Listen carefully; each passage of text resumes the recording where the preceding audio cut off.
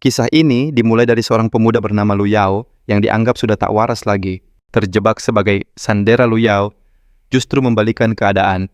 Dengan tangan kosong, ia merebut sebuah artefak misterius yang membawanya ke dunia lain, Borderland. Dan seketika namanya terpampang di puncak daftar penjahat kelas kakap. Misinya kini adalah bertahan dalam sebuah reality show kelam.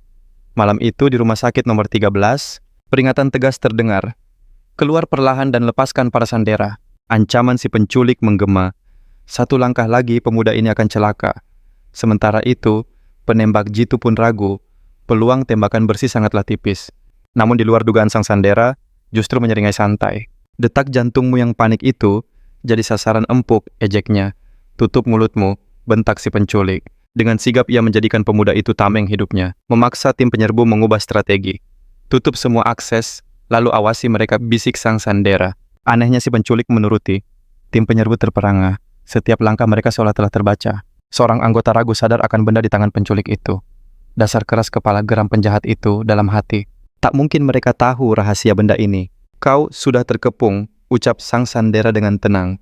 Kata-kata itu menyulut amarah si perampok. 1 peluru cukup untukmu. Tapi pemuda itu hanya tersenyum. Kau sadar kita ada di mana?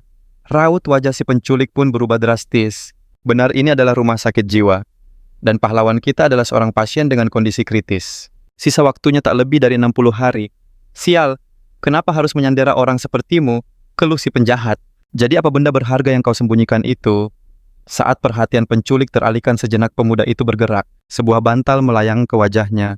Disusul serangan kilat yang mengunci lengan bersenjatanya. Dengan satu gerakan ia membalikan tubuh lawannya, membantingnya keras ke lantai, hingga terdengar jeritan pilu. Pembohong, teriak si perampok. Aku tidak bohong, waktuku memang hampir habis. Dan kau baru saja membuang 8 menit berhargaku. Ia mengambil benda aneh itu. Apakah ini yang mereka incar darimu? Kembalikan.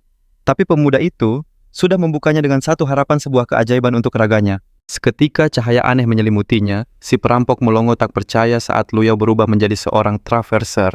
Melihat fenomena itu, si penculik panik. Kau cari masalah besar. Sebuah tendangan mendarat di wajahnya. Sepertinya aku sudah terlanjur basah. Sambil menodongkan senjata, ia menuntut jawaban. Jelaskan tentang akun dunia lain itu. Di bawah todongan si penculik, akhirnya buka mulut. Semua berawal dari hujan meteor tahun 2050. Sebagian manusia mendapatkan kekuatan untuk menyeberang ke dimensi lain dan mengikuti ujian. Mereka yang berhasil akan kembali ke bumi, membawa hadiah luar biasa, seperti senjata legendaris atau obat penyembuh segala. Namun kekuatan itu memicu iri dengki. Orang biasa mulai memburu para traverser demi merebut rahasia dunia paralel. Akun dunia lain, inilah yang menjadi kunci untuk melakukan perjalanan antar dimensi. Mereka yang terpilih disebut traverser. Waktu terus berjalan dan tiba-tiba pintu didobrak. Tim penyerbu merangsek masuk, namun pemandangan di dalam sungguh tak terduga. Justru, sang penculik yang terlihat butuh pertolongan. Sang pahlawan kita kini berpacu dengan waktu hanya 1 menit sebelum berpindah dimensi. Kau hanya bisa membawa apa yang kau pakai. Dan ingat, waktu di sana berjalan jauh lebih cepat. Sayang sekali pistol ini tak bisa dibawa. Tapi, setidaknya penangkapan penculik ini akan mengalihkan perhatian pemerintah untuk sementara. Detik-detik terakhirnya di dunia ini, ia teringat ujian pertama yang katanya aman. Namun Lu Yao menepis keraguan itu. Aku tak mau sisa hidupku dihabiskan dalam kecemasan. Aku akan menjelajahi takdir yang tak diketahui ini. Dengan tekad bulat ia pun siap. Sistem pun mendeteksinya sebuah buah karakter baru tercipta dan sang traverser Lu Yao memulai debutnya. Jendela karakter pun muncul di hadapannya. Lu Yao mulai mengamati dunia barunya. Kartu karakter ini menampilkan semua statistik dan progres ujian yang harus dijalani. Setiap kategori mewakili atribut yang berbeda. Sistem juga menjelaskan tentang kolom item dan skill. Ia bisa membawa 30 item di ranselnya untuk dijual atau ditukar di area umum. Tiba-tiba perhatiannya teralihkan oleh suara seseorang yang menjajakan equipment hijau, pedang racun. Para penonton meremehkan, pedang itu pasti hancur. Lagi pula, menjual item hijau, risikonya terlalu besar. Hukumannya penghapusan permanen. Sang pedagang dengan bangga memamerkan pedang, dan item langka lainnya mengklaim semuanya berasal dari dunia paralel. Konon ada 4 tingkat kesulitan kertas paralel kuat dan level ganas yang belum pernah ditaklukkan siapapun. Di sanalah item biru dan hijau ditempa. Si penipu bahkan sesumbar senjatanya pernah dipakai oleh penjahat legendaris dari barat. Lelang dibuka dengan harga 500 poin. Para petualang lain pun langsung saling sikut menaikkan tawaran. Sang penjual tersenyum licik, penipuannya hampir berhasil. Namun tepat saat palu akan diketuk, alarm level tertinggi menggema di seluruh area. Sistem menyiarkan peringatan darurat tentang individu berbahaya dan memanggil unit penegak hukum terkuat. Mereka yang berzirah lengkap adalah Inquisitor zona aman, pasukan elit level kuat. Tatapan mereka semua terkunci pada Lu Yao, yang namanya terpampang di peringkat 1 daftar orang paling berbahaya. Seketika ia merasakan aura permusuhan yang menusuk. Melihat situasi gawat si penjual licik itu, langsung panik berkemas secepat kilat dan mencoba kabur. Namun salah satu Inquisitor menghentakkan kakinya ke tanah dan melesat ke udara membuat si penjual pirang itu pucat pasi. Merasa tak pantas dihukum berat hanya karena menipu, ia menoleh ke protagonis kita dan berteriak, "Jangan-jangan, kamulah penjahat yang sebenarnya." Lu Yao tahu ia harus segera menghilang. 6 bintang buronan kini melayang di atas kepalanya, pertanda semua otoritas akan memburunya untuk menghapus eksistensinya. Ironisnya semua ini terjadi di zona aman. Si penjual menunjuk sebuah portal. Masuk ke ujian itu, kau bisa lepas dari radar mereka untuk sementara. Tepat saat itu, sang Inquisitor mengumpulkan kekuatan dan melancarkan tebasan dahsyat ke arah Lu Yao yang selangkah lagi mencapai portal. Tanpa pikir panjang, Lu Yao langsung melompat masuk. Begitu saja tebasan kuat itu menghancurkan area di sekitarnya hingga berkeping-keping. Si penjual hanya bisa melongo melihat kehancuran itu. Ia syok. Jadi, bukan aku yang mereka incar selama ini. Akibat peringkatnya di daftar berbahaya, Lu Yao langsung terlempar ke dungeon level ganas peti harta karun ungu menantinya, tapi jika gagal riwayatnya akan tamat selamanya. Dan begitulah protagonis kita memasuki level yang dikenal sebagai panggung peristirahatan terakhir. Misinya bergandengan tangan dengan para tamu di acara kencan ini dan keluar dengan selamat. Lu Yao terdiam, nasibnya benar-benar di ujung tanduk. Tiba-tiba penonton bersorak menyambut kandidat baru. Di bawah sorotan lampu muncul sesosok pria emas bertelanjang dada, Wai Wam Kahati, sang pembawa acara. Lu Yao benar-benar bingung. Entah bagaimana ia menjadi orang pertama yang memasuki ujian level ganas. Ia diperkenalkan sebagai Lu Yao dari bumi. Tak punya pilihan, ia pun berakting dan penonton terlihat sangat menyukainya. Sosok berkilauan itu berseru bahwa pemuda ini membawa kejutan besar, lalu meneriakkan nama sponsor acara dengan lantang. Luo mencoba memahami situasi, mengira ini hanya acara kencan biasa. Ia teringat masa lalunya di bumi sebagai penakluk hati para wanita. Sayangnya sebuah penyakit menghentikan semua petualangannya. Sementara itu, Sang MC heran kenapa peserta ini masih level kertas. Penonton gempar, ini pertama kalinya ada peserta level kertas. Di acara ganas, Lu Yao pun segera meminta penjelasan sistem soal tingkatan kekuatan. Sistem menjelaskan bahwa tingkat kekuatan memiliki banyak jenjang. Kertas adalah yang terendah sementara elit dan ganas adalah puncaknya. Ia syok, ujian pertamanya adalah dungeon maut tanpa kesempatan kedua. Sang MC sesumbar, kepergiannya akan jadi tontonan paling epik, tapi tiba-tiba ia malah diejek sebagai bohlam rusak. Lu Yao bingung. Lalu salah satu tamu menjelaskan bahwa hanya dialah yang cocok dengan deskripsi itu, dan meminta kencannya segera dimulai. Harapannya untuk selamat kini bergantung pada pesonanya di hadapan para tamu. MC mencoba menjelaskan, wujudnya hanyalah proyeksi, lalu dengan cepat mengalihkan perhatian untuk memperkenalkan tamu wanita pertama. Sesosok wanita dengan lekuk tubuh memukau naik ke atas panggung. Namanya Nona Langkah Anggun Bibir Merah. Ia terlihat tertarik pada pahlawan kita. Namun Lu Yao justru merasakan firasat buruk. Sang MC membisikkan, bintang tamu ini suka menanyakan pendapat soal penampilannya. Sebelum melahap habis rasa takut mangsanya. Saat ditanya, Lu Yao memberanikan diri dan memuji matanya. Berhasil kini, giliran tamu kedua, Nona Kaki Penebar Fitnah. Tamu ini punya hobi mengerikan, menaruh telur di dalam perut pasangannya. Menghadapi monster laba-laba ini, Lu Yao lagi-lagi melontarkan pujian maut. Lanjut ke tamu ketiga. Pahlawan kita sudah siap menghadapi apapun.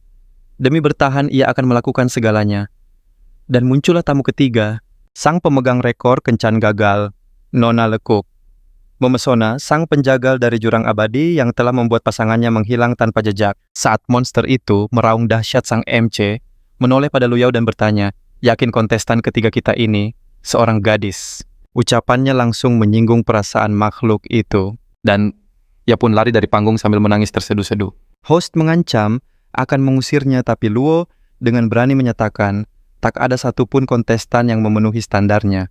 Namun sebuah suara misterius berbisik, ada satu yang istimewa. Dialah Nona Kemals, si cantik legendaris dari jurang terdalam. Luo begitu antusias, tapi panggung tetap kosong. Sang MC terkejut mendengar kabar Nona Kemal ternyata lebih memilih mencari cinta dari sofa rumahnya. Sang bintang cahaya pun menjelaskan pemuda ini harus berkencan dengan setiap kontestan wanita seharian penuh. Semua telah siap, pertunjukan pun dimulai. Di tempat lain, seorang penjual panik meyakinkan hakim bahwa dia tak ada sangkut pautnya dengan sang karakter utama.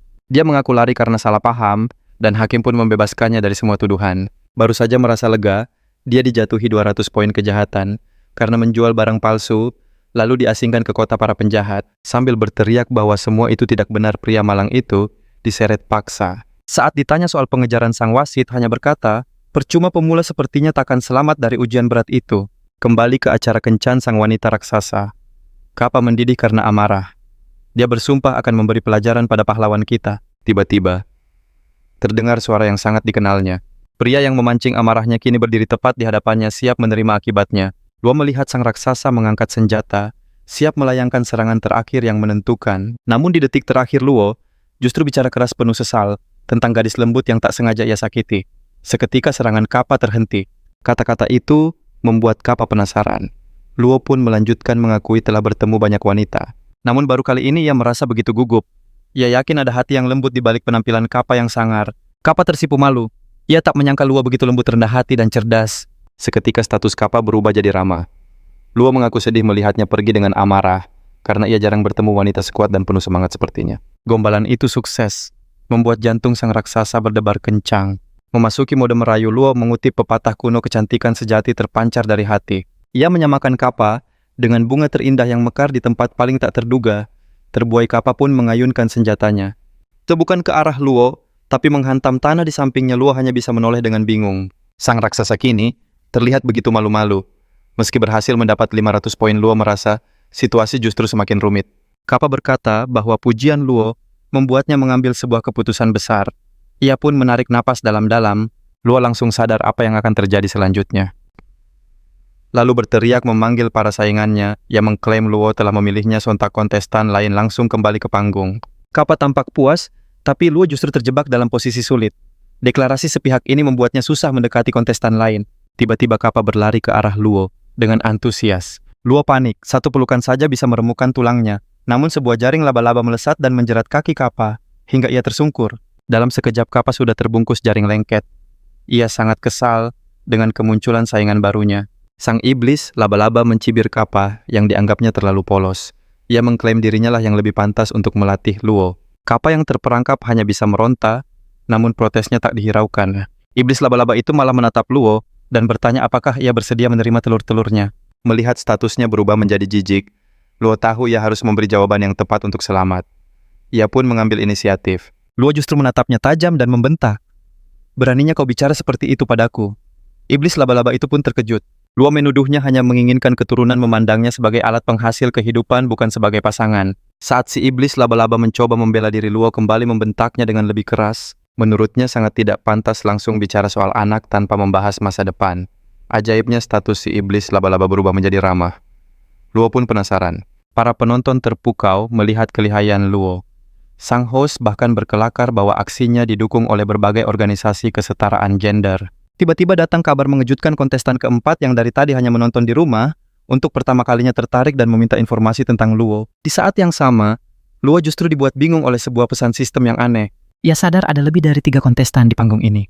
Tiba-tiba, seseorang memanggil namanya. Kontestan ketiga muncul tepat di belakangnya. Sebelum wanita berbibir merah itu bicara, Luo sudah merasakan firasat buruk. Tanpa peringatan, sebuah tamparan keras mendarat di pipinya, membuat semua kontestan lain terperangah. Luo menyarankannya untuk lebih percaya diri, karena kecantikan sejati tak butuh validasi dari orang lain. Aksi tak terduga itu justru membuat sang makhluk terpesona. Bahkan pembawa acara pun syok dan meminta sutradara memutar ulang adegannya. Semua orang bingung bagaimana bisa seorang manusia level 1 berani menyentuh makhluk seganas itu. Sosok bercahaya itu yakin Luo akan tamat sebab monster tadi sangat terobsesi dengan penilaian orang lain. Namun sebuah plot twist terjadi. Wajahnya justru memerah seperti tomat, terlihat begitu malu. Nona berbibir merah pun terkejut. Apa yang sesungguhnya terjadi? Walau pemuda tampan itu bersikap tenang, jantungnya berdebar kencang, merasakan aura mengerikan yang luar biasa. Saat berinteraksi dengan entitas kuat itu, Luo justru membuka skill baru, sumber kejahatan tertinggi. Seketika ia sadar hari ini bukanlah hari biasa. Kemampuan ini sontak jadi pusat perhatian, memberinya kuasa untuk mengendalikan siapapun yang disentuhnya selama 10 menit setiap hari. Membaca deskripsi itu, sang pemuda langsung sadar, Dia baru saja memengaruhi entitas terkuat itu. Entitas itu mendadak terpesona oleh sosok epik di hadapannya. Ia ingin sekali melahapnya. Berkat skill barunya entitas ketiga, kini masuk mode obsesi total dan langsung menerjang pahlawan kita. Namun ia berkata, "Kamu ini aneh sama seperti yang lain." Tapi pemuda itu tahu mereka tak akan pernah mau berbagi. Nona berbibir merah menahan serangan kapak, namun langsung disingkirkan oleh si gempal yang juga menginginkan pemuda itu untuk dirinya sendiri. Sang laba-laba memutuskan untuk membiarkan para rivalnya bertarung, sementara ia menikmati hidangan utamanya sendirian. Tapi ia sadar dua yang lain tak akan setuju. Si Nona Gempal pun bersiap melemparkan rivalnya ke arah laba-laba iblis demi menyelamatkan situasi. Dan saat rivalnya terlempar, pahlawan kita hanya bisa bergumam, "Wow, 3 makhluk kuat memperebutkanku." Namun ia tahu ini bukanlah perasaan yang tulus. Luas sadar memilih satu sisi hanya akan membuat dua lainnya bersatu untuk melawannya. Pilihan yang buntu. Peluangnya takkan membaik, meski membiarkan mereka bertarung karena pemenangnya akan jauh lebih kuat. Tepat di saat genting pertarungan mereka terhenti oleh keluhan seseorang tentang betapa sulitnya mengambil keputusan. Luyao berkata, "Aku tidak suka romansa yang dibumbui kekerasan." Kontestan pertama dan si gempal pun menuntut jawaban. Maka pemuda itu menjelaskan bahwa pertarungan bukanlah cara untuk merebut hatinya. Mereka cemas ia akan kabur, namun ia menepisnya. Dia hanya butuh waktu untuk berpikir. Lalu ia mengusulkan ide brilian. Bagaimana jika aku menghabiskan waktu dengan kalian masing-masing untuk membangun ikatan? Ia berharap cara ini bisa menyelamatkannya dari situasi sulit. Ia pun berjanji akan memilih salah satu setelah sesi pendekatan itu. Ia memutuskan untuk bermain cerdik, memberi janji manis, akan menjadi pasangan setia. Bahkan ia berkata rela jika kisah ini harus berakhir tragis baginya. Mendengar itu, hati si gadis tersentuh. Dengan tegas ia menyatakan, hanya dialah yang berhak menentukan nasib pemuda itu. Waktu tersisa 50 menit. Seekor makhluk aneh sedang asyik mengunyah saat tiba-tiba sebuah pukulan mendarat di kepalanya. Monster itu mengamuk, beraninya seorang manusia biasa mengganggunya. Ia melompat untuk menyerang. Namun pahlawan kita memanggil entitas kuat entah dari mana untuk melindunginya dari si pengacau. Seketika monster itu terpojok dalam situasi sulit. Ia mulai menangis dan memohon ampun. Namun sang wanita tanpa ragu menyentuh tengkoraknya, membuatnya hanya bisa meronta sebelum akhirnya mundur ketakutan. Si bibir merah kemudian memberikannya hadiah sebuah item langka berwarna biru. Setelah itu, ia ingin membahas tentang masa depan mereka. Maka pemuda itu menjawab, "Tentu banyak hal yang perlu kita bicarakan." Saat ia memegang bahunya dan menatap matanya, kekuatan sugestinya langsung aktif. Wanita itu berkata benci tatapan itu karena membuatnya bingung bagaimana cara menghabisinya. Padahal sifat aslinya begitu berbahaya. Pahlawan kita pun mulai memuji betapa epiknya si bibir merah. Ia mengaku rela mempertaruhkan segalanya, lalu membuatnya bimbang dengan mengatakan bahwa acara ini adalah dinding pemisah di antara mereka. Ia menjelaskan bahwa acara ini hanya memanfaatkan kisah mereka demi rating, dan sudah saatnya mereka memberontak. Makhluk itu pun mengangguk setuju. Pesonanya bekerja, tiba-tiba pemuda itu panik, menunjuk ke arah lain mengatakan ada sesuatu yang mengerikan di sana. Si bibir merah langsung berlari menanganinya. Melihat siasatnya berhasil, pahlawan kita memutuskan untuk membalikan keadaan. Waktu tersisa kurang dari 30 menit, saat ia beralih ke gadis berikutnya. Kartunya menunjukkan statusnya masih prima. Akhirnya monster buas itu berhasil dikalahkan oleh makhluk yang jauh lebih kuat. Sementara itu, si jahat masih memikirkan kisah cinta yang ingin ia gagalkan.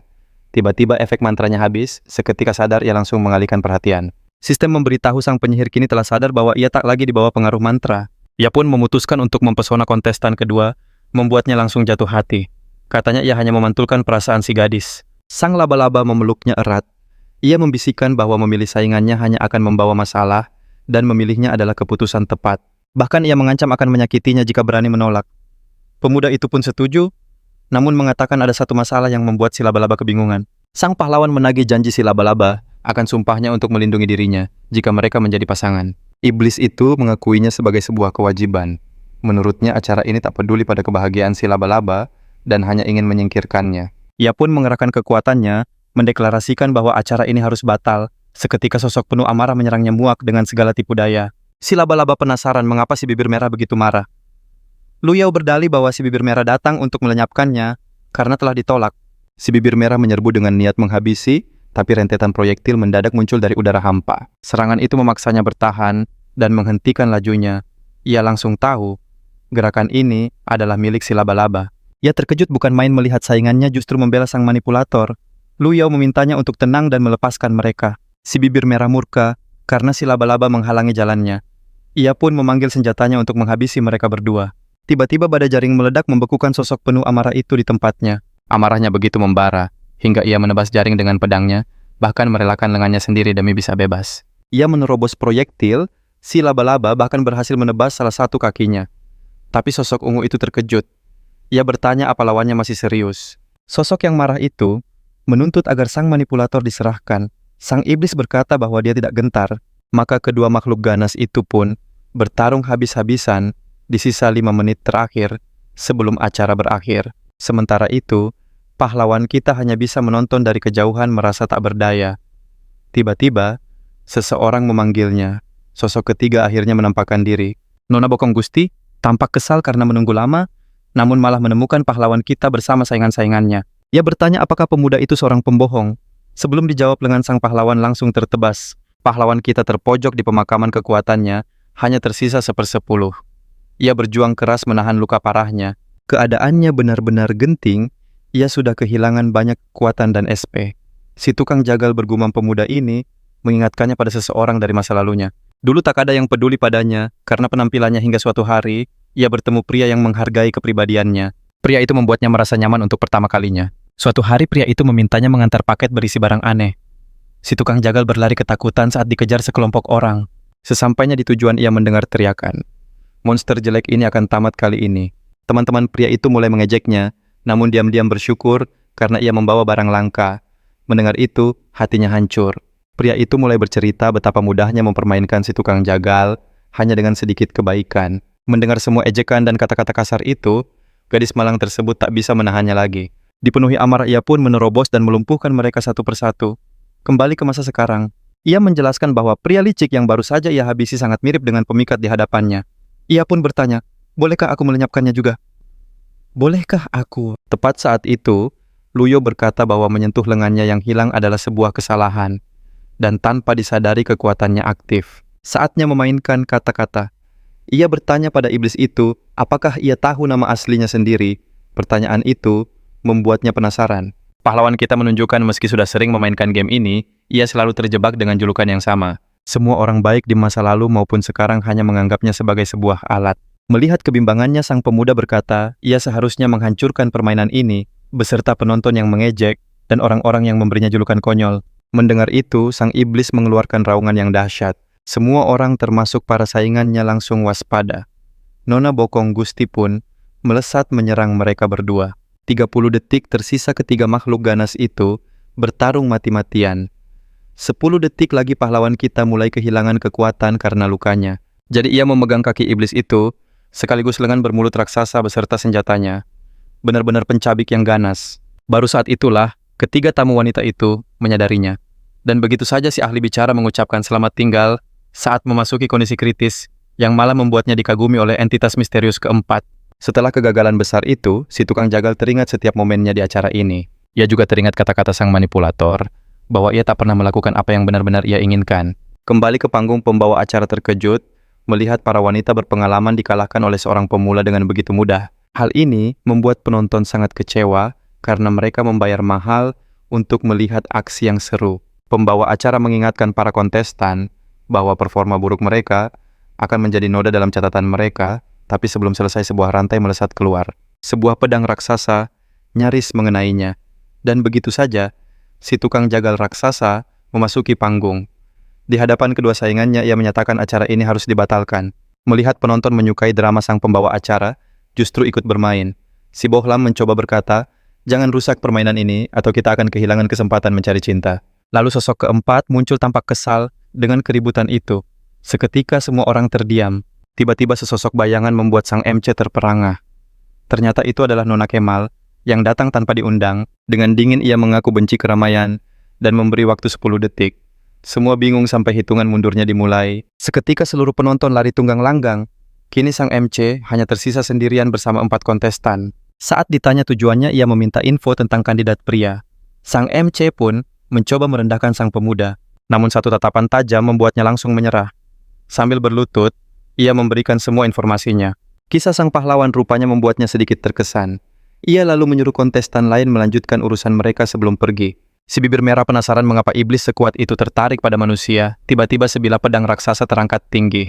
Ditanya apakah ia berniat melawan game ini, sang wanita raksasa menjawab, "Aku tak terkalahkan." Sementara itu, di kota merah, kota para penjahat, seorang penjual meratapi nasib sialnya di waktu dan tempat yang salah.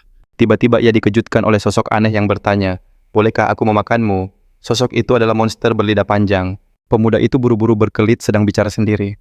Monster itu pun pergi sambil menggerutu karena penguasa kota hanya mengizinkan mereka memakan pelanggar aturan. Dalam ketakutan pemuda itu, berharap bisa sehebat para pemain top. Ia tahu bahkan para elit dari guild pun gagal menaklukkan ujian ganas itu.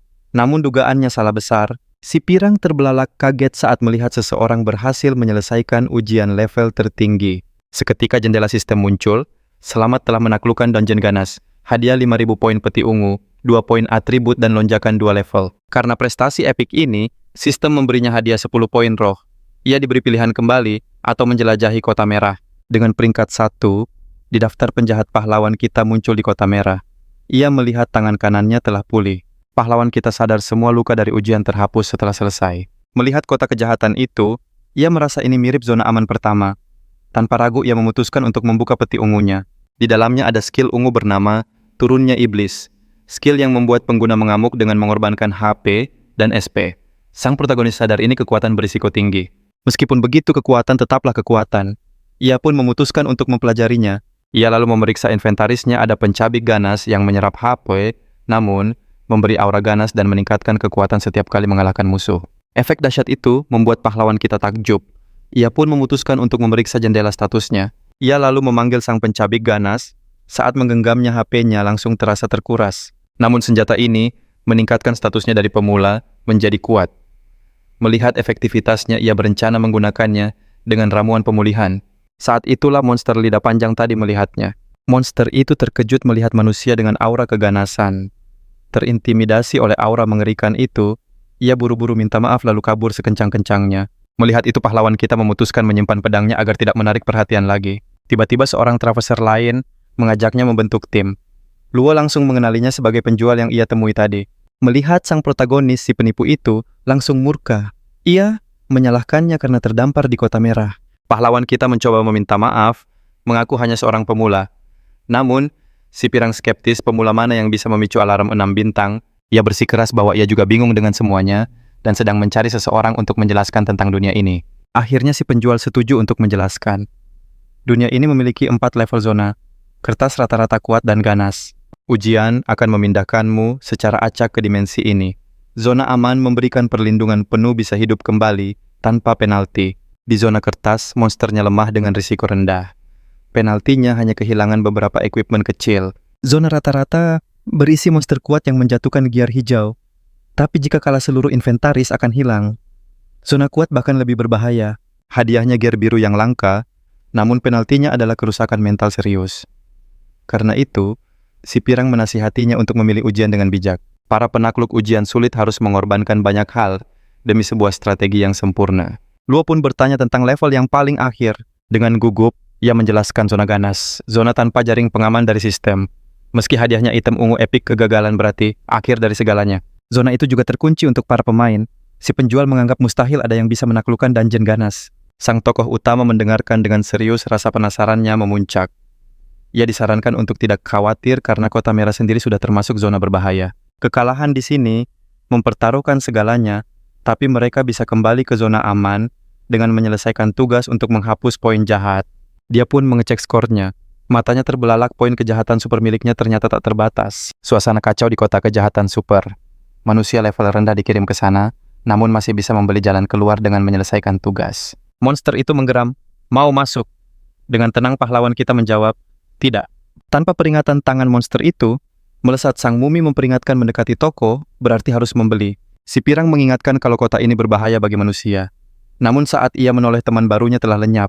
Luo akhirnya menemukan toko itu. Temannya panik. "Kamu nekat sekali. Seharusnya kita lari." Tapi ia terbelalak kaget. Tanpa rasa takut pahlawan kita melangkah masuk. Ia waspada tinggi. Seketika aura si penjaga toko berubah drastis. Pahlawan kita mencari ramuan penyembuh. Si penjual licik mematok harga 500 poin, padahal label aslinya hanya 50 poin. Monster itu menyeringai harga untuk manusia 10 kali lipat. Ia tertawa congkak yakin pahlawan kita takkan bisa kabur. Namun pahlawan kita membalikan keadaan. Dengan senyum misterius, ia mengunci pintu. "Sepertinya kamulah yang terperangkap." Belum sempat ia bereaksi, jeritan kesakitan menggema. Dalam sekejap ia tak berdaya di hadapan aura yang mengerikan. Rasa takut menjalari monster itu saat Luo mendekat memancarkan aura dewa yang dahsyat.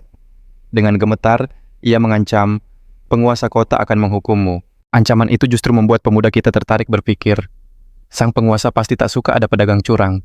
Monster itu mencoba melawan namun sebilah pedang sudah di depan matanya. Pahlawan kita menuntut semua barang dengan harga 1/10. Begitulah pahlawan kita keluar dengan perlengkapan baru, meyakinkan diri ini adalah pembelaan diri yang adil. Ia tersenyum puas mendapatkan banyak ramuan murah, ditambah sebuah jubah hantu, tingkat biru yang mampu menyembunyikan auranya. Totalnya hanya 800 poin menyisakan 4.500 poin. Petualangannya di dunia ini terasa semakin seru. Sementara itu, di bumi sesosok pria raksasa sedang mengambil belanjaannya di sebuah toko. Saat pria jangkung itu meraih permen sebuah tanda di tubuhnya bersinar. Pesan masuk. Ia bergumam ingin menghindari para tetua dan bersantai. Namun raut wajahnya berubah serius saat mendengar kabar seseorang berhasil menaklukkan ujian berbahaya. Di sisi lain, si pirang tak percaya. Bagaimana pahlawan kita bisa membeli jubah hantu yang begitu mahal? Dengan santai, ia menjawab si penjaga toko sangat baik hati dan memberinya diskon besar. Sebuah kebohongan yang luar biasa. Sang penipu ulung ini justru membuat si penjual mengira ia bertemu pelanggan super kaya yang mudah ditipu. Jinderli pun langsung mengajaknya membentuk tim. Pahlawan kita menolak tapi Jinderli bersikeras. Kau jauh lebih hebat, yes, dari si The Kick itu. Bahkan ia sampai berlutut memohon untuk diangkat jadi anak oleh sang protagonis. Pahlawan kita hanya bisa terdiam melihat tingkahnya. Tapi pahlawan kita justru tertawa geli. Ia menawarkan pertemanan. Keduanya pun melakukan tos menandai persahabatan mereka. Jinderli pamit pergi sementara pahlawan kita penasaran dengan sistem komunikasi antar penjelajah. Tiba-tiba sistem memberitahukan, ia akan segera kembali ke dunia nyata. Dalam sekejap kesadarannya ditarik kembali ke bumi. Tantangan berikutnya akan dimulai besok. Saat memeriksa waktu, ia sadar 1 menit di dunia nyata, setara 10 menit di sana. Ia mengeluarkan ramuan kesehatan dari game. Betapa terkejutnya ia bisa membawanya ke dunia nyata. Botol kosong itu pun lenyap setelah isinya diminum. Luo melewati sebuah panti asuhan yang ramai, namun tujuannya malam itu adalah rumah sakit. Anak-anak panti gembira melihat kakak Li membawa hadiah. Mereka bertanya, apakah kakak bahagia? JN menjawab misterius, sebentar lagi. Ia bercerita telah menemukan ayah baru yang kaya. Anak-anak menertawakannya, tapi JN menegaskan kalau uang itu penting. Ia merasa punya tanggung jawab besar. Tiba-tiba ia melihat wajah yang dikenalnya. Itu pahlawan kita yang menghampirinya dengan raut cemas. Ia menjelaskan kalau waktunya tak banyak lagi, karena penyakit yang tak tersembuhkan. Dengan riang ia kembali ke kamarnya. Seorang perawat menatapnya, ibu pemuda yang penuh semangat itu harus berjuang melawan penyakit misterius. Sementara itu, pahlawan kita memikirkan semua ramuan yang telah ia konsumsi di dunia game. Apakah semua itu hanya halusinasi? Saat ia membuka pintu matanya terbelalak.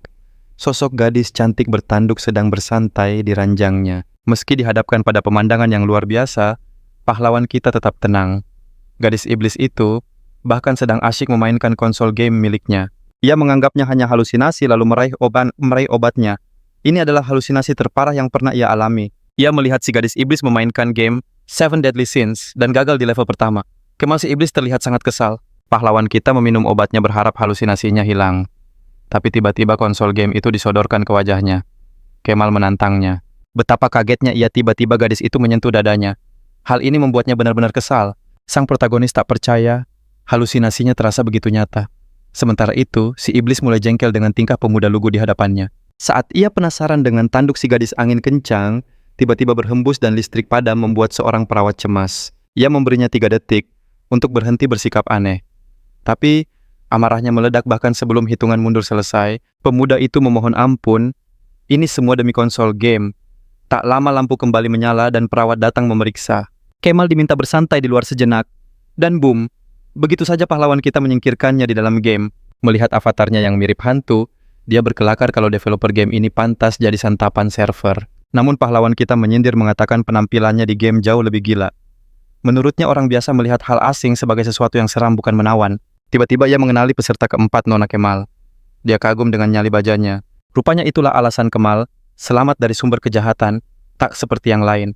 Fakta bahwa semua pemilik skill lain masih hidup membuatnya terkejut. Kemal menjelaskan, dia masih di tahap 1, tanpa tim harus menghadapi dungeon solo yang berbahaya. Dia muncul untuk mengingatkan agar tidak sembarangan ikut ujian. Mereka berjanji bertemu lagi. Lu Yao jadi penasaran curiga sumber kejahatan itu terkait dengan penyakitnya. Dia bertanya apakah semua jenis entitas itu bisa melompat antar realitas. Kemal meyakinkan bahwa dirinya berbeda dan harus segera pergi.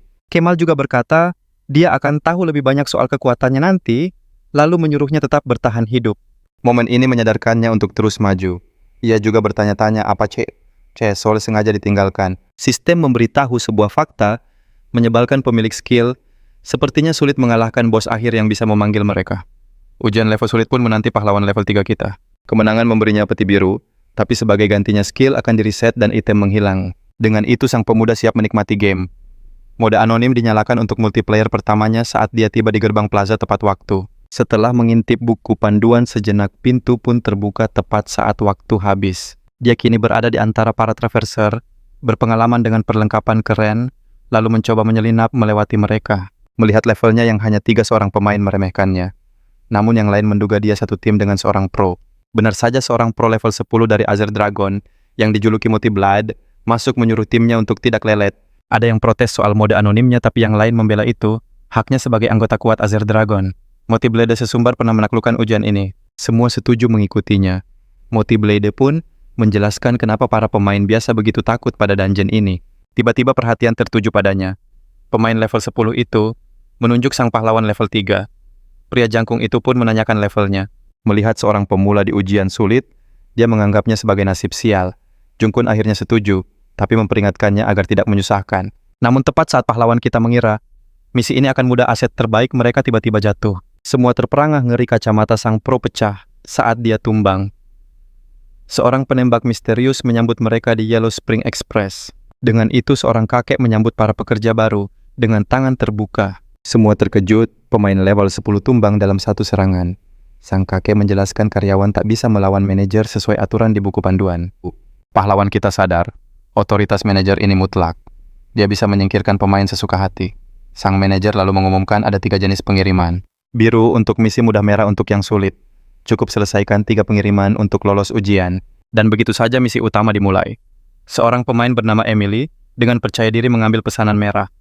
Tapi dia terkejut, tugasnya adalah menampar bos serigala iblis bayangan. Semua menertawakannya saat dia menolak tugas konyol itu, namun tawa mereka terhenti saat Emily tiba-tiba lenyap. Sebuah sihir menjelaskan pengiriman tidak bisa ditolak. Sang manajer menegaskan dia benci pelanggar aturan. Dia berjanji tidak akan mengganggu jika pekerjaan dilakukan dengan benar sebelum memulai permainan dan mengumumkan batas waktu. Para pemain gemetar ketakutan melihat lembaran merah berisi misi mustahil. Tapi tiba-tiba seseorang berseru mendapat misi mudah. Pemain itu adalah Tasco yang mendapat lembar biru untuk mengantar makan malam ke kamar 306. Dengan paket di tangan, dia bergegas menuju pintu keluar. Para pemain lain mulai saling berpandangan curiga. Saat seorang pemain keluar dengan hati-hati, sebuah kesadaran muncul. Aturannya hanya menyelesaikan misi yang diterima, yang artinya mereka bisa merebut tugas orang lain. Saat itulah fans Chun-Li menuntut untuk melihat buku catatan pahlawan kita. Luo langsung sadar ini adalah momen perundungan bagi pemula. Seseorang berkata, dia tak akan rugi apa-apa. Yang lain mengusulkan untuk bertukar tugas. Usul ini justru menarik minat sang protagonis. Dia teringat perbincangannya dengan Kemal soal membagi poin kejahatan agar bisa masuk ujian dengan lebih mudah. Kemal membenarkannya, tapi itu juga akan membuat ujian jadi jauh lebih sulit dan dia akan menghadapi tantangan yang lebih berat sebagai sumber kejahatan. Kemal bahkan kagum betapa santainya dia menghadapi realitas yang tidak adil ini. Kembali ke masa kini, dia setuju untuk bertukar. Dia membuka buku catatannya, menunjukkan sebuah lembaran merah. Para perundung itu tampak kecewa dan bingung. Pahlawan kita kemudian membolak-balik buku catatannya, membuat mereka semakin bingung karena dia punya banyak sekali pesanan. Dan saat dia menunjukkan halaman terakhir, dia berkata lagi, "Aku terbuka untuk bertukar." Semua terdiam kaget karena buku catatannya penuh dengan misi merah. Saat ia bertanya sekali lagi, ketiga pemain itu serempak mundur. Mereka semua menjauhinya seakan takut tertular aura kesialan sang pahlawan. Anehnya pemuda itu sama sekali tak terganggu dalam kesendiriannya. Tiba-tiba suara tepuk tangan memecah keheningan. Sang manajer memberinya selamat ini, pertama kalinya seseorang memegang 3 order merah. Tapi ia menyayangkan karena order itu jatuh ke tangan yang salah. Luo pun bertanya pada manajer yang tampak geli itu. Dengan tegas manajer hanya mengizinkan 1 pertanyaan, tidak lebih. Pemuda itu mengungkap sebuah siasat licik. Kakek itu sengaja mengarahkan pemain untuk mengambil order mudah dan menghindari yang paling menantang.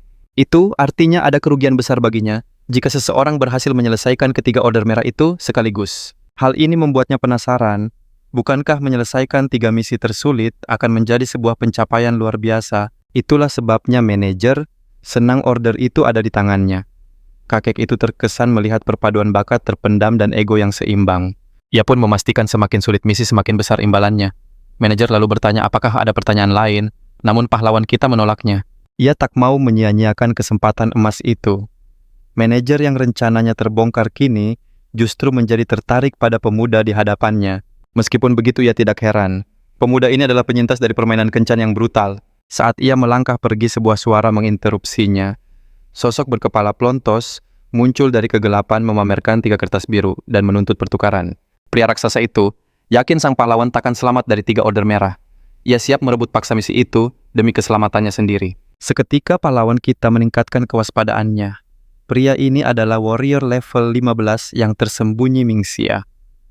Nama itu tidak asing baginya. Seorang legenda yang selalu berhasil melewati ujian tersulit. Si Pirang pernah menyebut namanya. Pria besar itu sadar identitasnya terbongkar dan bertanya apa maunya.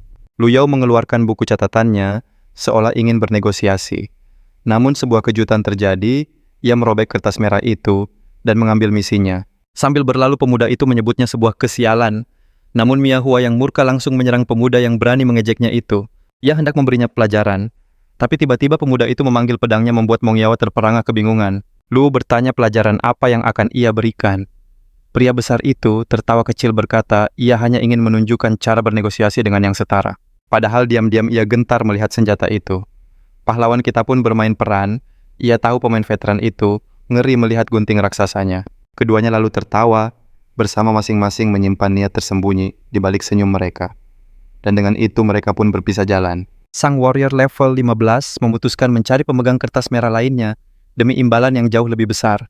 Tapi pertama-tama, ia harus menyingkirkan para pengganggu. Ia heran meskipun ini ujian yang sulit masih ada saja pemain yang nekat mendekatinya. Salah satunya berteriak bahwa perintah 3 tetua adalah mutlak dan akan melumpuhkannya. Ia menerjang maju namun wajahnya langsung dicengkeram. Semua terkejut. Mia Xiaowa mengangkat hunter itu ke udara dengan mudah menunjukkan titik lemah lawannya sebelum akhirnya melepaskan cengkeramannya, membuat lawannya tak berdaya. Saat tubuh hunter itu mulai sirna, seseorang menyadari kekuatannya. Dia memiliki kekuatan penguasa otot. Pria besar itu pun melesat menyerang lawan dari atas untuk merebut order merah mereka. Sementara itu, Lu Yao sedang mengantarkan boneka ke seorang wanita misterius. Namun deskripsi boneka yang ia bawa terasa sangat janggal. Pahlawan kita menggerutu, menganggap Yellow Spring sangat tidak profesional. Bonekanya tidak dibungkus dengan baik, dan deskripsinya sangat buruk. Tiba di alamat tujuan ia ragu. Ia menekan bel dan berkata sedang mengantar paket untuk wanita aneh itu. Lu menunggu jawaban, tapi yang terdengar hanyalah jeritan mengerikan dari dalam. Ia terperanjat kaget.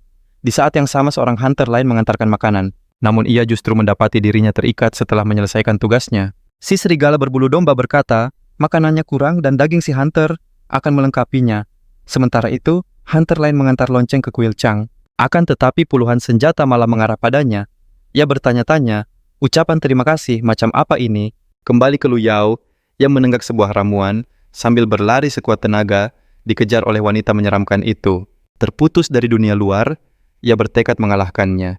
Ia melihat sebuah pintu dan tepat sebelum serangan dari belakang mengenainya, ia berhasil membanting pintu hingga tertutup. Wanita itu menjerit memanggil nama Siaha sambil menggedor-gedor pintu dengan membabi buta. Ia harus segera mencari cara untuk lolos. Tapi ia terkejut. Ruangan ini berbeda dari bagian rumah lainnya yang menyeramkan sementara pintu mulai retak. Di dinding ia melihat 8 gambar anak-anak sepertinya hadiah dari seorang putri untuk ibunya. Ia berbalik dan menemukan kalender yang tertanda di hari hilangnya seorang anak. Saat ia membalik lembarannya, ia sadar anak itu telah menghilang untuk waktu yang sangat lama. Tepat saat mencapai bulan tertentu, secarik kertas kuning jatuh dari kalender. Itu adalah kartu nama Yellow Spring Express yang bisa mendapatkan apapun yang kau inginkan. Pahlawan kita tertawa kecil, menganggapnya lelucon. Namun tepat pada saat itu, sebuah pisau menembus pintu kayu. Lu sadar ia harus menenangkannya, agar bisa menyerahkan boneka itu. Matanya melirik ke arah lemari, dan sebuah ide gila pun terlintas di benaknya. Pintu akhirnya hancur, dan wanita itu menerobos masuk. Namun amarahnya seketika sirna saat melihat pemandangan di hadapannya. Lu Yao melakukan penyamaran berpura-pura menjadi putri dari wanita itu. Wanita itu tertegun mengira putrinya telah dewasa, dan langsung berlari memeluknya. Lu Yao melakukan penyamaran berpura-pura menjadi putri dari wanita itu. Wanita itu tertegun mengira putrinya telah dewasa, dan langsung berlari memeluknya. Kilas balik sebelum semua ini terjadi. Sebuah sosok mendekati seorang anak kecil. Anak itu berbalik dan wajahnya dipenuhi kengerian. Sesaat kemudian noda merah membasahi rerumputan. Saat sang ibu kembali, ia hanya menemukan pemandangan yang memilukan. Hati sang ibu hancur berkeping-keping, namun sang pemuda dengan kata-katanya menarik kembali kesadarannya dari tepi jurang. Semua berawal saat wanita itu datang ke Yellow Spring Express. Sang manajer menjanjikan pengiriman apapun bahkan isi hati sekalipun. Dengan secercah harapan, ia bertanya tentang putrinya. Tak disangka sang manajer mengaku pernah melihatnya membuatnya memohon lebih banyak informasi. Tentu ada harga untuk setiap pengiriman, ujar sang manajer. Tanpa ragu wanita itu bersujud memohon agar putrinya dikembalikan. Seketika sebuah kekuatan aktif. Kau harus kehilangan akal sehatmu, bisiknya agar putrimu kembali lebih cepat. Sang manajer melihat potensi besar dalam dirinya. Kembali ke masa kini wanita itu terus memohon. Luyo terkejut pesonanya tak sepenuhnya mempan padanya. Putriku hanya ada dalam mimpiku, lirihnya. Karena itu, aku tak ingin pernah terbangun. Hati Luyo terenyuh melihat kepedihannya. Di tengah keheningan itu, sebuah panggilan memecah lamunan sang ibu. Ia mengira itu putrinya, namun di sana berdiri Luyo. Selamat datang kembali. Sapanya menyadarkan sang ibu dari mimpi panjangnya. Kebingungan terpancar di wajahnya. Luyo menjelaskan sang manajer hanya menyuruhnya mengantar boneka ini dan memintanya merenungkan maknanya. Kau bisa terus menyangkal atau mulai berharap, bah, ujar Luyo. Ambil bonekanya dan jangan lupa berikan review bintang 5. Misi pengiriman merah pertamanya pun selesai. Dengan hadiah yang berlipat ganda, Luyo memutuskan untuk pergi dari tempat itu. Namun langkahnya terhenti. Apakah putriku benar-benar telah tiada? Tanya sang ibu dengan suara bergetar. Kau harus melihatnya sendiri, jawab Luyo. Tirai ilusi pun tersingkap. Sosok rapuh itu kini dipenuhi tekad baru untuk mencari putrinya. Di tempat lain sang manajer tersenyum tipis. Cerita yang cukup menarik, gumamnya, mari kita lanjutkan ke babak berikutnya. Ia bertanya pada sosok misterius di sisinya yang hanya menjawab dengan geraman mengerikan. Sementara itu, di pusat kebugaran seorang pria gemuk girang menerima paket pelangsing. Namun, isinya justru makanan paling lezat yang pernah ia lihat. Pertahanannya runtuh, ia langsung melahap semuanya. Sesaat kemudian ia terbangun dengan rasa lapar yang lebih hebat dari sebelumnya. Makhluk itu kini mengincar sang kurir. Ia lari sekuat tenaga namun pejalan lapar yang lain berhasil menyergapnya. Di sebuah taman terpencil, seorang cosplayer Chun-Li membeku ketakutan. Di hadapannya berdiri pengantin Giok yang telah menyingkirkan 3 pemain. Aku hanya ingin bertanya, bisiknya tentang sebuah surat cinta. Aku tidak tahu, jawab pemuda itu. Tidak berguna, desis sang pengantin. Sebuah kutukan mengerikan pun membuatnya lenyap seketika. Alhasil sang kurir mendapat review buruk. Para peserta lain pun berguguran satu persatu. Miyahua tak percaya tugas ini begitu sulit. Sementara itu, si telur otot mendapat misi aneh mengantar surat cinta untuk Raja Jurang. Tiba-tiba terdengar suara dari semak-semak. Ia langsung waspada mengira ada monster yang mengintai. Dengan hati-hati ia memeriksa. Ternyata, seorang pria sedang melepas gaun. Seketika pria itu sadar dirinya telah ketahuan. Mung si kepala pelontos terkejut melihat betapa santainya pemuda itu. Lalu matanya tertuju pada lencana di atas kepalanya karyawan terbaik. Oh, ini dari misi kontes cosplay? Jelas, Luyo dengan santai. Kau mau coba gaunnya? Tawarnya pada Mung. Mung menolaknya mentah-mentah. Sebagai pemain level 15, ia sadar pemuda yang menyelesaikan misi merah ini bukanlah orang biasa. Ia pun mengusulkan untuk bekerja sama. Monster review buruk sedang memburu pemain lain. Jelas Mung.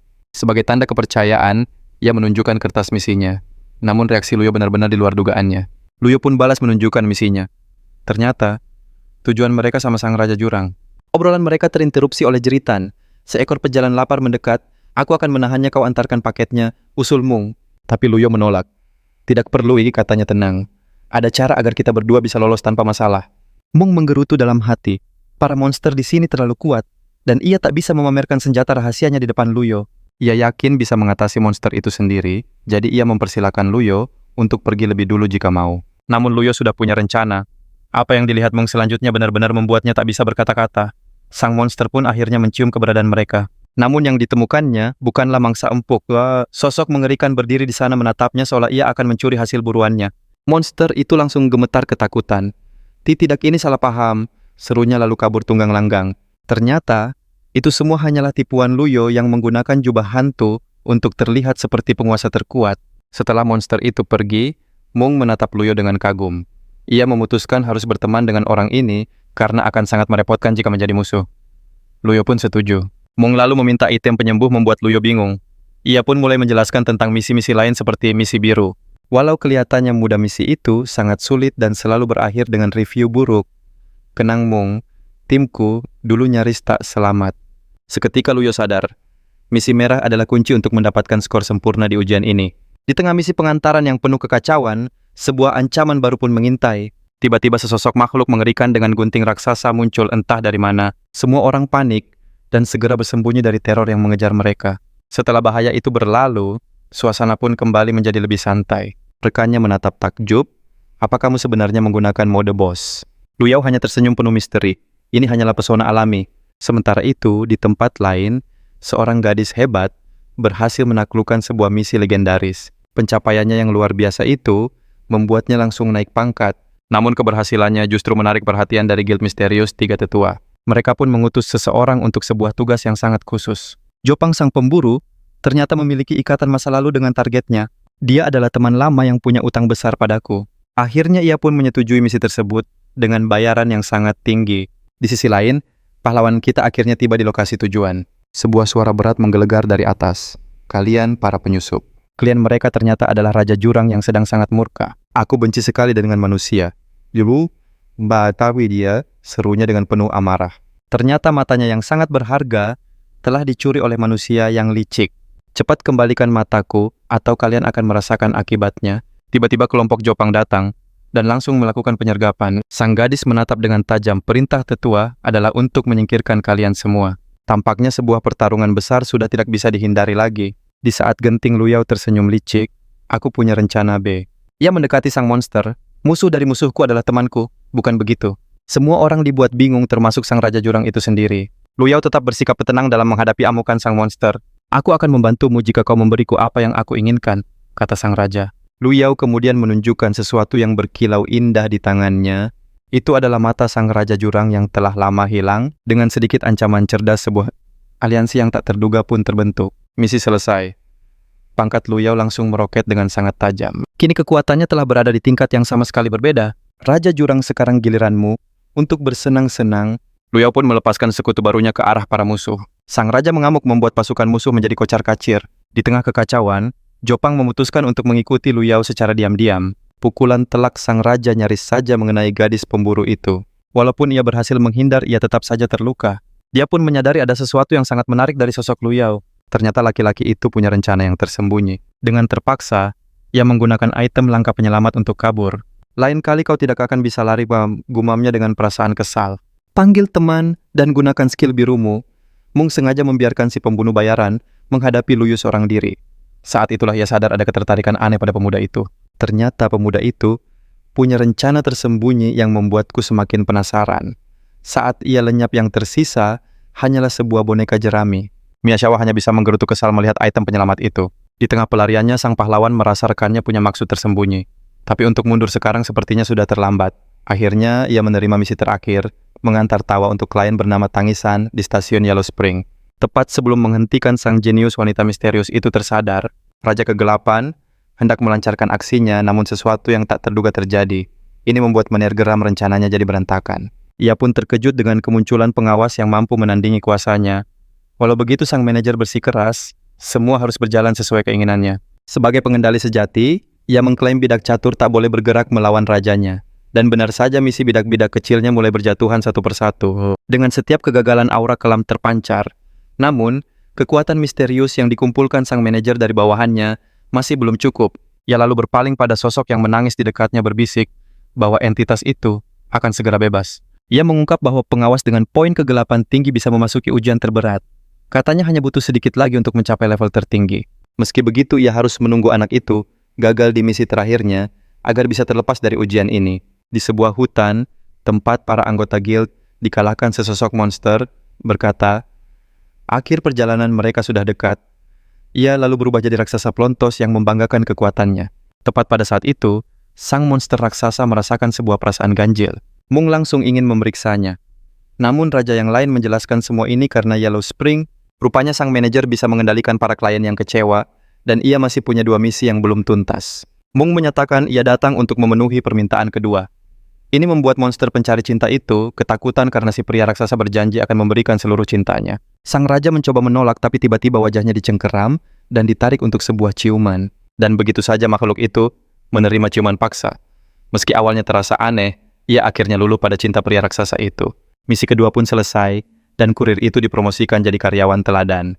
Sementara itu, di lokasi lain pahlawan kita, kebingungan melihat sesosok monster yang mengamuk. Ia lalu berbalik pada orang yang mengikutinya, menyuruhnya untuk mengejar teman-temannya. Sang pemburu berkata, ia harus dikalahkan lebih dulu. Anak itu pun meminta penjelasan, namun ia mengaku tak tahu motif rekannya. Ia hanya tahu 100 pemain teratas akan melakukan apa saja demi kekuatan. 10 besarnya bahkan sudah seperti monster tak terkendali. Lu Yao heran kenapa orang itu malah mengajaknya bicara. Dengan santai, ia menjawab hanya ingin memeriksa nilainya sebelum sampai di zona aman. Seorang anggota guild marah karena level mereka di-reset. Gadis itu mencoba menghubungi timnya, tapi semua sudah keluar. Ia pun benar-benar kesal. Rekannya mencoba meyakinkan bahwa mercenary masih ada dan bisa menyelesaikan tugas. Ia pun mencoba mengirim pesan. Namun saat mengirimnya ia terkejut. Sistem menyatakan mereka bukan teman lagi. Gadis itu langsung menghantam si pirang sekuat tenaga. Ia marah karena dihalangi pemburu yang mau mengambil hadiahnya seorang diri. Ini tidak masuk akal karena ia juga seorang ranker. Sang kapten menjelaskan semua ranker melakukan cara kotor demi menjadi kuat. Ia pun bingung bagaimana harus melapor kegagalan ini pada atasan. Tiba-tiba anggota tim lain muncul menunjukkan video yang baru direkam. Di sana terlihat seorang pemain dengan perlengkapan super elit. Si kacamata menduga inilah sang penakluk ujian terberat yang dicari para tetua. Tapi kapten tidak peduli, ia hanya ingin memakai rekaman itu untuk laporannya. Ia pun memutuskan melapor pada ketua guild tentang penemuan besar di Yellow Spring Express. Sementara itu, di arena ujian Joping, meminta anak itu berhenti mengaku tak punya niat buruk. Meskipun ia berencana menukarnya dengan imbalan besar, ia lalu bercerita tentang hadiah buronan dari 3 tetua untuk kepala penakluk ujian tersulit. Ia melompat lalu mendarat dengan anggun di depan pahlawan kita. Gadis itu berkata, mungkin dialah orang yang dicari. Joping menegaskan mustahil untuk lari karena ia jauh lebih cepat. Lu bertanya apa yang akan ia lakukan jika itu benar. Gadis itu menjawab akan menawarkan kesepakatan. Ia memunculkan senjata dan mengusulkan hadiahnya dibagi rata. Pahlawan kita terperanjat melihat sebuah senapan tiba-tiba muncul. Namun Joping mengaku bahwa ia adalah seorang penyihir, lalu menggunakan skill Arsenal Chester. Ia merapal mantra dan menembakkannya pada sang protagonis. Kecepatannya meningkat selama 10 menit, Lukaku merasa mendapat peningkatan kekuatan. Ia lalu bertanya apakah gadis itu penasaran dengan niat baiknya. Gadis itu menjelaskan pemain harus melawan arena dan juga tim lain untuk menang. Pahlawan kita pun menanyakan niatnya yang sebenarnya. Ia menduga gadis itu menginginkan lebih dari sekadar hadiah. Ternyata benar, dialah satu-satunya yang bisa mengalahkan manajer dalam sekali serang karena ia seorang pengawas. Ini menjadikannya kunci untuk menyelesaikan ujian. Gadis itu menyarankannya lari jika keadaan berbahaya. Akhirnya pemuda itu mengerti maksudnya. Tak lama kemudian, pahlawan kita membuka sebuah pintu. Sosok bermata sendu itu kebingungan melihat makhluk kecil yang menangis di lantai. Makhluk itu menatap tajam para penyusup dengan mata gelapnya, meneteskan air mata berwarna merah kelam. Sosok menyedihkan itu menjerit begitu keras membuat pahlawan kita benar-benar penasaran. Luyo pun memutuskan untuk menenangkannya. Namun saat mendekat sesuatu yang aneh terjadi. Ia terkena gelombang emosi kesedihan. Ia sadar ini adalah kemampuan dari makhluk yang menjerit itu. Luo bingung saat monster itu mengajaknya bermain data. Makhluk itu ingin menjelajahi alam bawah sadar sang protagonis. Ia terkejut melihat isinya seperti rumah sakit, menandakan teman barunya punya banyak luka batin. Ia pun meminta izin untuk menyelami rasa takut dan sakitnya. Tanpa ragu, ia menyetujuinya. Lebih baik membiarkan entitas itu masuk sebelum dirinya sendiri yang berubah menjadi monster. Sang monster terperangah menyaksikan kenangan kelam yang tak seharusnya ada dalam benak seorang manusia. Tapi pahlawan kita hanya tersenyum. Itu baru permulaan. Ia pun membiarkan monster itu menyelami masa lalunya yang paling dalam. Monster itu berlari ketakutan di dalam labirin kenangan menghindari makhluk-makhluk mengerikan. Sementara pahlawan kita justru terlihat gembira. Akhirnya, ada yang mengerti penderitaannya. Namun, monster itu malah panik terjatuh dan kabur tunggang langgang. Luo berseru, "Hei, kembali, masih banyak hal keren yang ingin kutunjukkan." Tapi monster itu sudah lari dan membanting pintu. Di dalam monster itu, menangis memanggil ibunya mengira telah bertemu iblis sungguhan. Lalu berak, pintu digedor dengan keras. Dengan pedang ungu epiknya ia mendobrak masuk. Ia bertanya pada makhluk malang itu, "Rasa sakitku, aneh bukan?" Sementara itu, sang manajer menikmati pertunjukan ini. Ia menyukai saat kebahagiaan berubah menjadi penderitaan yang menyiksa. Manajer menjelaskan bahwa makhluk kecil itu bisa menggali kenangan pedih untuk melumpuhkan lawan. Tapi, monster itu sendiri sudah gemetar ketakutan. Makhluk yang menangis itu menjerit, "Pergi!" sambil melemparkan sesuatu ke arahnya. Pahlawan kita pun menunduk untuk melihat. Ia tertegun melihat mainan yang tak asing. Seketika ia sadar monster ini adalah Sasha, anak yang hilang itu. Nama itu memicu sesuatu. Makhluk kecil itu mencengkeram kepalanya merasakan sakit yang luar biasa. Pemuda itu bergegas menolong tapi tiba-tiba sulur-sulur aneh keluar dari kulit gadis kecil itu. Sang protagonis mencoba menghindar, tapi satu sulur berhasil mengenainya. Lebih banyak lagi sulur keluar membuatnya bergerak lincah bak ninja untuk kabur dari bahaya. Setelah berhasil menghindar, ia bernapas lega. Buff assassinnya masih aktif, tapi ia sadar telah dijebak. Pedangnya tersegel. Tiba-tiba seseorang muncul. Ia menjelaskan bahwa sulur itu adalah pertahanan terakhir yang mereka tanam pada gadis kecil itu. Sang manajer berkata, pedang pahlawan kita adalah aset terkuatnya, jadi lebih baik diambil. Ia bahkan meminta maaf karena kekuatan gadis itu terlalu liar. Ia mengingatkan semua untuk menjaga etika kerja. Luo mengira ini inspeksi mendadak, tapi kakek itu hanya mengaku penasaran. Kakek itu meminta maaf atas nama si makhluk kecil, berdalih ia hanya anak-anak, lalu mempersilakan sang supervisor duduk. Kakek itu lalu bertanya apa ada hal lain yang ingin dibicarakan. Ia membuka sesi tanya jawab. Ini membuat sang manajer tersenyum karena kekerasan itu buruk untuk bisnis. Pemuda kita bingung hingga kakek itu menanyakan hal terpenting dalam bisnis mereka. Jawabannya adalah permintaan. Ia mengungkap rahasianya memanfaatkan seorang anak yang bisa melihat ketakutan terbesar seseorang. Anak itu bisa mewujudkan ketakutan menjadi nyata, seperti membuat klien merasa dikejar-kejar di malam hari. Bagi pengantin giok yang terobsesi, penampilan anak itu akan merenggut kecantikannya. Bahkan, ia bisa menghadapi pemain level tinggi yang frustrasi karena tidak bisa mengalahkan bos terakhir ujiannya. Saat ditanya soal nilai jahat pahlawan kita, menjelaskan bahwa poin itu adalah nutrisi bagi jenis mereka. Artinya, setiap kali pemain gagal, ia akan semakin kuat. Sambil memegang si gadis kecil, kakek itu mengancam akan membiarkannya mengonsumsi nilai jahat. Setelah mengungkap semuanya, entitas itu bertanya pada protagonis kita, bagaimana kau suka dengan caraku? Sang manajer penasaran kengerian apa yang dilihat si kecil di benak manusia itu. Ia pun dengan sopan mengusulkan untuk melihatnya. Tapi pahlawan kita menolaknya.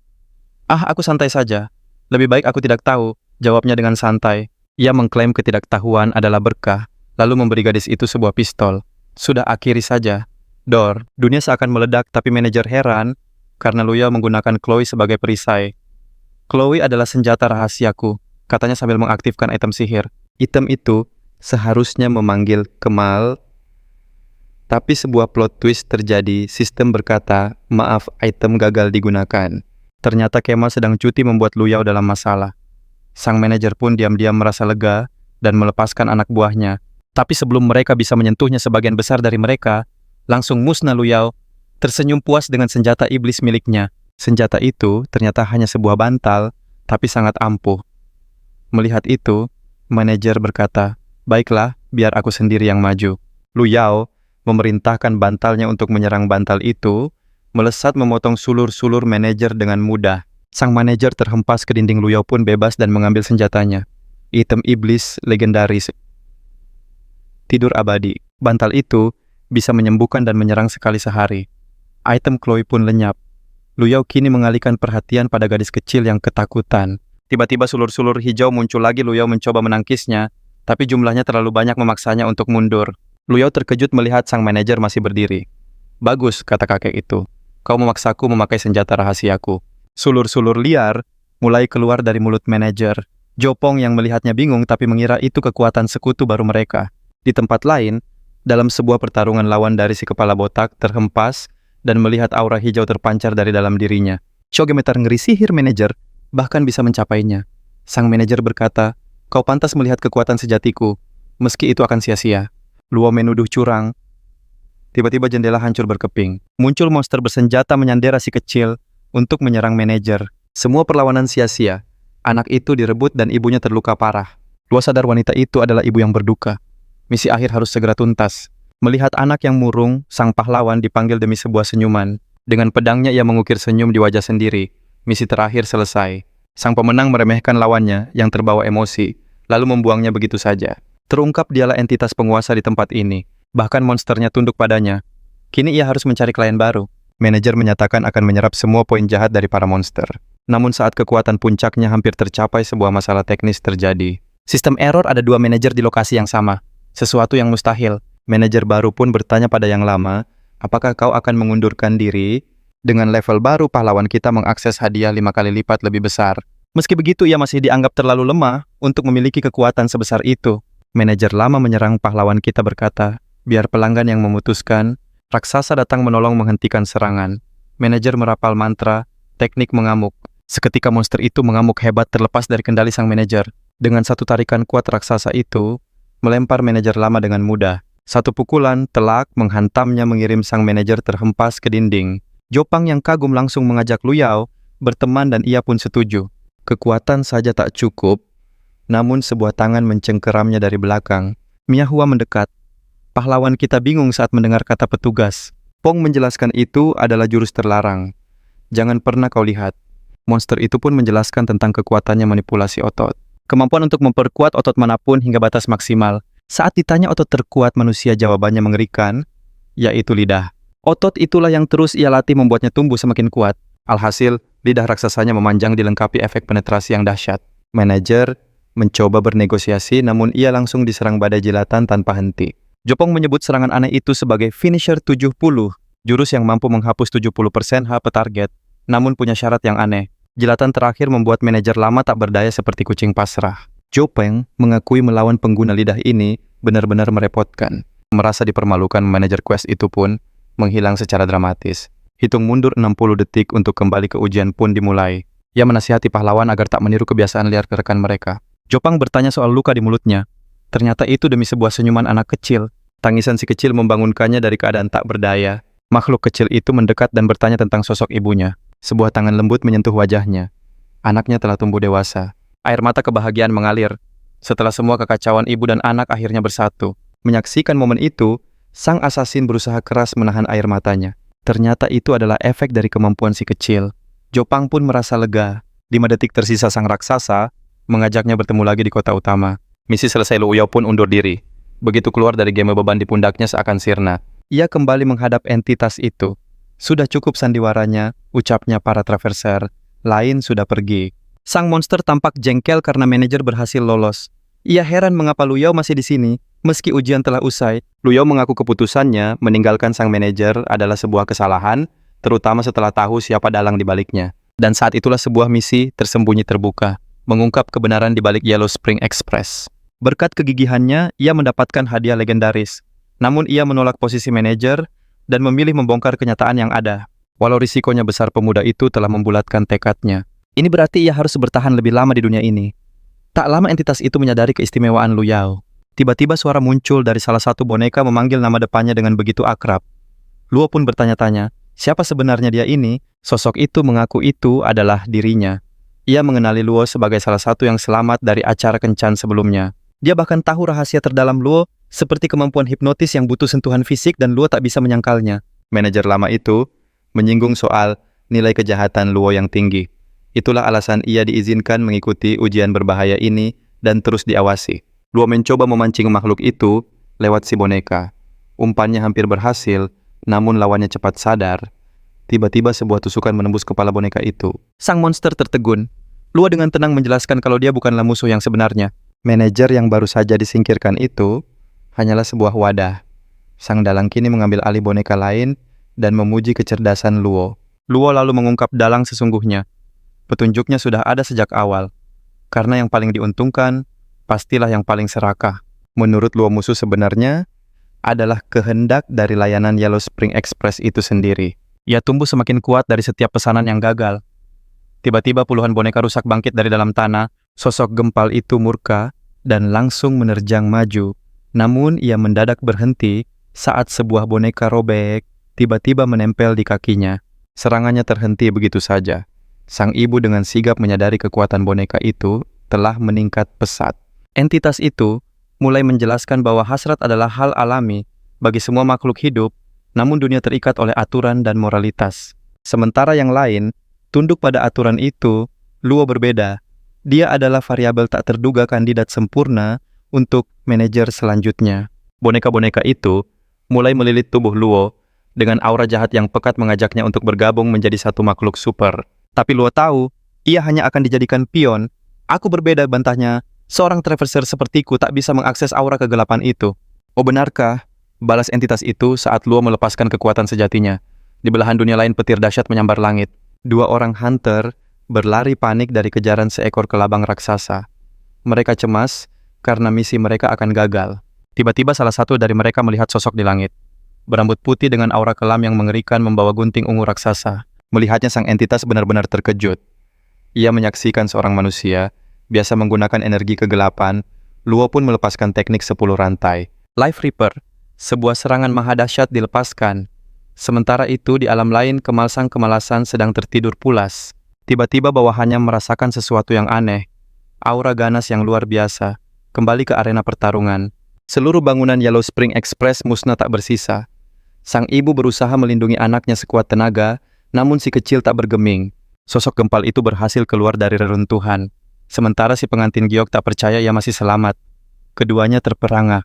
Saat ditanya siapa pelakunya, mereka langsung waspada. Sosok asing itu menuntut laporan lengkap atas insiden ini. Setelah mendengar semuanya, ia tampak murka.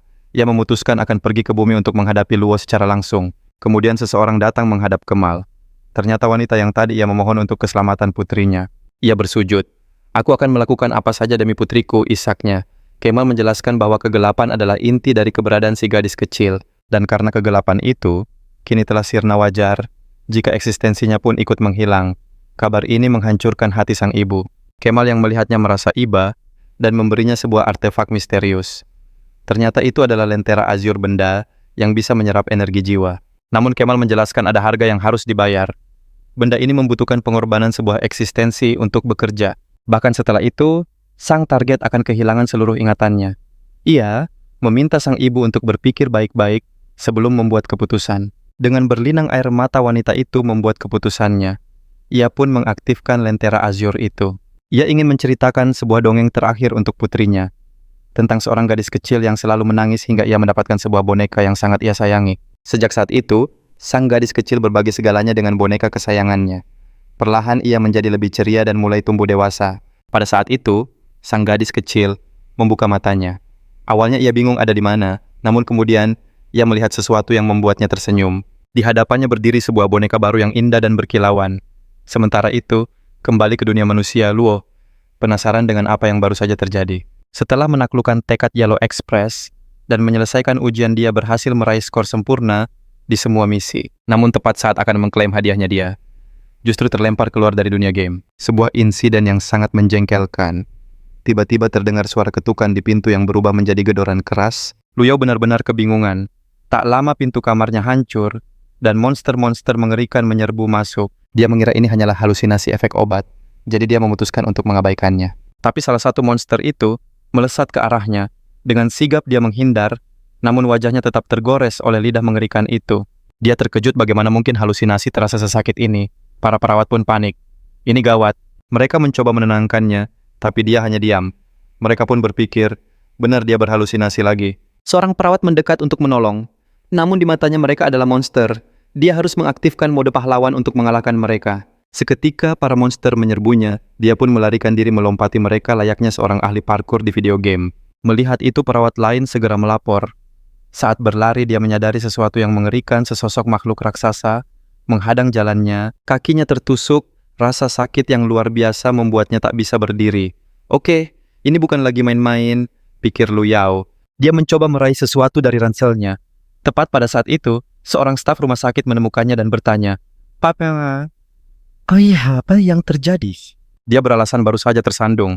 Tidak apa-apa. Pria itu mencoba menenangkannya untuk kembali. Tapi pahlawan kita menolaknya, dan langsung kabur melompat keluar jendela dengan nekat. Sementara itu, di panti asuhan Secret Heart, seorang anak bertanya kapan kakak mereka pulang. Jindali menjawab, sebentar lagi, dan meminta mereka untuk tetap tenang. Tiba-tiba seorang anak menunjuk sosok aneh. Pemuda berpakaian piyama yang berjalan dengan susah payah. Pasti dia dari rumah sakit, kata mereka. Namun aura mengerikan yang dipancarkannya membuat pemain lain waspada.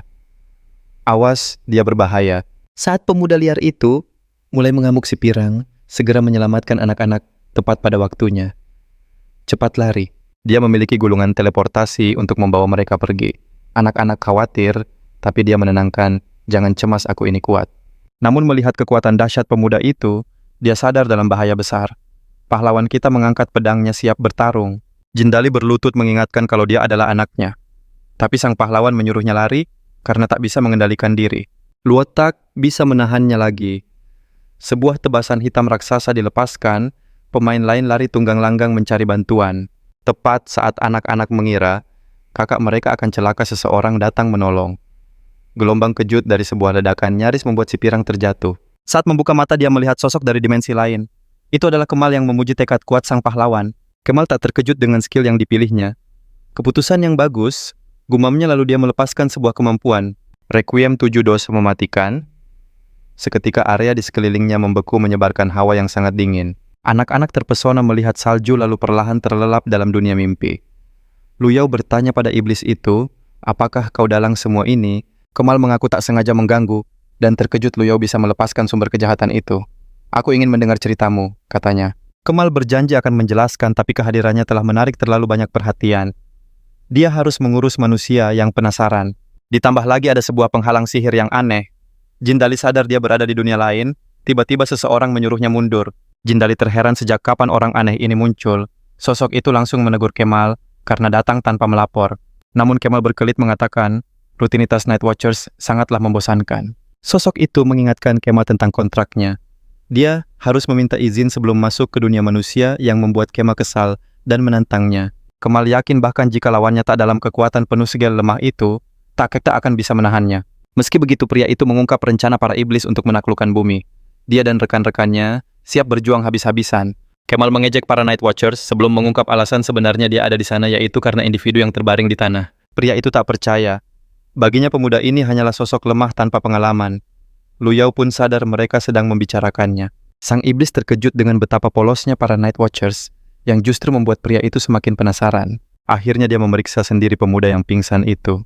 Dan apa yang ia temukan sungguh mengejutkan. Dia segera memerintahkan rekan-rekannya untuk datang.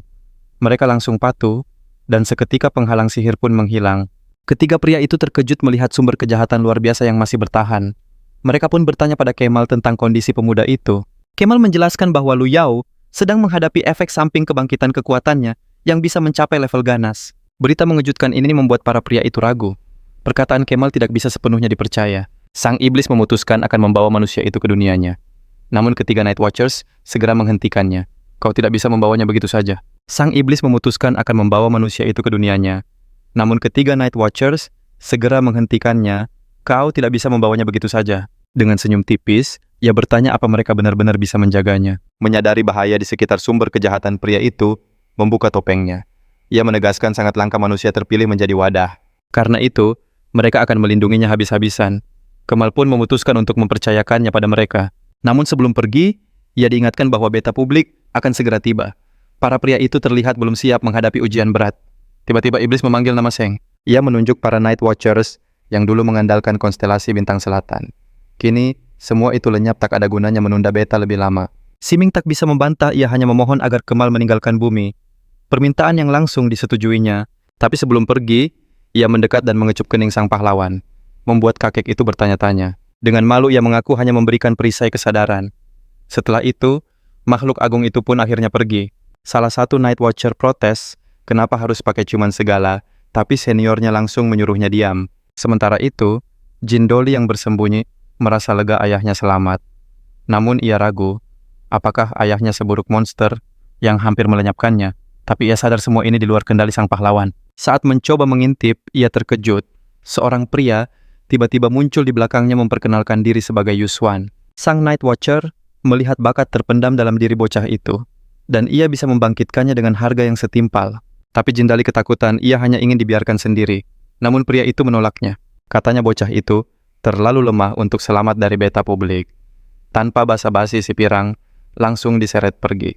Di tempat lain, Jopang menatap papan buronan dengan kesal. Merasa diabaikan, ia bersumpah akan melenyapkan sang pahlawan saat bertemu lagi. Tiba-tiba ponselnya berdering. Suara pamannya langsung membentaknya, menyebutnya kurang ajar. Akses Night Watcher seharusnya sudah ditutup. Pamannya mengancam akan menutupnya kecuali Jopang butuh sesuatu. Jopang pun menjelaskan ada misi untuknya. Awalnya ia menolak, sama sekali tidak tertarik. Tapi begitu mendengar hadiahnya adalah Mega, ia langsung berubah jadi orang yang paling baik sedunia. Sementara itu, di panti asuhan seorang anak kecil bertanya pada seorang pria tentang apa yang telah terjadi. Pria yang mengaku dokter itu bertanya apa. Anak itu mengingat sesuatu dari insiden itu, si anak hanya menggelengkan kepala. Dokter itu pun berpesan agar ia menjaga diri. Kemudian ia melapor bahwa lawannya punya kekuatan menghapus ingatan dan meminta Elder Squawan untuk mengawasi sang pahlawan. Dan tiba-tiba, Perang besar meletus antara pasukan surga dan iblis. Para prajurit bersayap sadar, mereka harus melenyapkan raja mereka untuk menghentikan kekacauan. Tapi sang raja iblis, kekuatannya sungguh luar biasa. Ia memamerkan kekuatannya mengaku sebagai sumber kejahatan sambil melenyapkan para penyerangnya. Lalu ia memanggil 7 dosa mematikan untuk menghakimi dunia. Tiba-tiba seseorang membangunkan pahlawan kita. Ia membuka mata bingung di mana ia berada. Sang protagonis melihat lingkaran sihir raksasa di atas kepalanya. Para penyihir sedang merapalkan mantra yang dahsyat. Ternyata Kemal menjelaskan bahwa ia sedang melihat ingatan dari sumber kejahatan sebelumnya. Kemal muncul dalam wujud astral menjelaskan bahwa ia menaruh sebagian pikirannya pada sang pahlawan.